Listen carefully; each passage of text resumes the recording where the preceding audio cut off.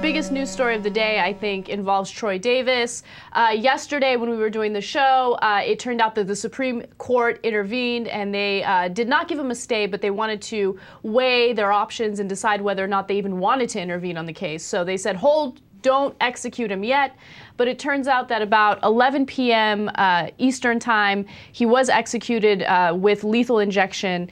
And this is, honestly, I didn't expect it. I really thought that the Supreme Court would get involved and they would find a way to at least issue a retrial. I think that a retrial was the least that they could do, but that was not the case. They decided to execute him anyway, even though there was evidence indicating that he was potentially innocent.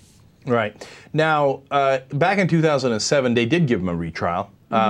So you might think, like, what are we complaining about? They retried the guy and they found him guilty again, beyond a reasonable doubt. Not exactly. They did not find him guilty. He failed to prove his innocence during that retrial. In the retrial, they flipped the evidentiary standards on its head and said, now you have to prove, basically, beyond a reasonable doubt, that you're innocent. Those standards are ridiculous. Okay, I'll try, right? And a lower court said, nope, sorry, we gave you a chance, but you couldn't prove with overwhelming evidence that you're innocent, so we're going to execute you. See, so you couldn't prove with overwhelming evidence that you're innocent. Well, obviously you have to be executed. Now, I understand he originally got convicted. I got it. And by the way, I don't want anybody to get me wrong. I still think there's a chance that he's guilty, and that might make a lot of people mad, okay? But I don't know. I wasn't in the jury. I didn't try the case, and I'm not an expert on this case, okay? So I'm not saying he's definitely innocent. I can't believe it. No, all I'm saying is there's no one in the country who can earnestly say that they're 100% sure that he was the guy who did it. I think that you're being so reasonable when you say that, because none of us know whether or not he's innocent or guilty. That's why a retrial was so critical in this case, right? And that's why you shouldn't execute him.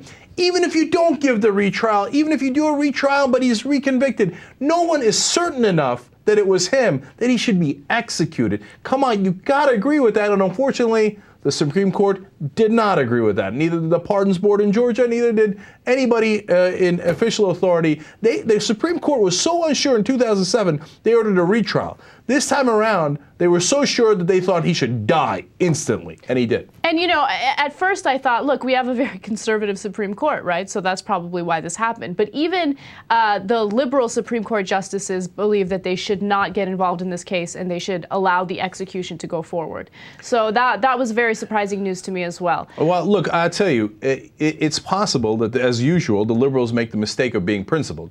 And I'm not saying that just blankly, and I don't, they didn't state why they gave that opinion, right? So there's a little bit of conjecture here. And judicially speaking, I'm no one's liberal. We've talked about this 100 times, okay? To me, judicial philosophy is totally different from political philosophy, and I'm not necessarily a judicial liberal, okay? But what might have happened here is that the liberals on the court were like, well, it's an issue that we believe belongs in this sphere of the states. And the right-wingers go, yeah, you want to kill somebody? Great, let's do it, right?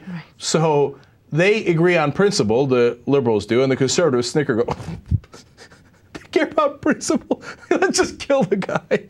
So, and then the conclusion is they kill the guy. And look, again, for the millionth time, who knows? He might have done it, okay? But that's the problem. Who knows?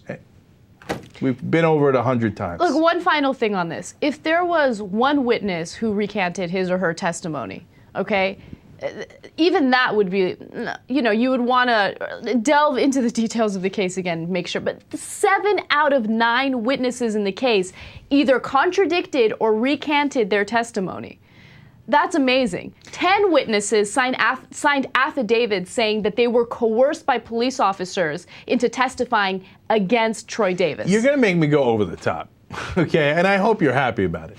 Look, if you think 7 out of 9 witnesses recanting or being wrong in a capital crime case is not enough to at least not execute the guy, you're either a bad person or you're stupid, okay? So there it is. And, I know it's over the top. Well, 9 Supreme Court justices. They're not, by the way, you got to understand, the Supreme Court is not ruling on whether he's guilty or innocent. They're ruling on whether they should let the state decide that or not, okay? Right. And President Obama says, you know what, it's not it's not my jurisdiction. It's a state issue. I can't get involved federally. So I'm not blaming the justices in that case or President Obama. Although if I was a justice, there's no way in the world I'd have that on my conscience. No way. I'd be like, oh yeah, good point about the states thing. No. Yeah, fuck you, not guilty. Not guilty, not executed. No way, I'd lose it. And I would go around and I'd tell all the other justices, you know what? You're going to execute a guy who might be innocent. I hope you have nightmares all the time. I think you're a bad person. Okay, you see, I keep going more and more over the top. But I'd say, Sam Alito, I think you're a horrible human being.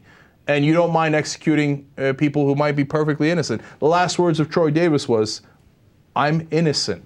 Please, continue fighting this fight. Continue fighting to find the truth. I'm paraphrasing, but that's essentially what he said.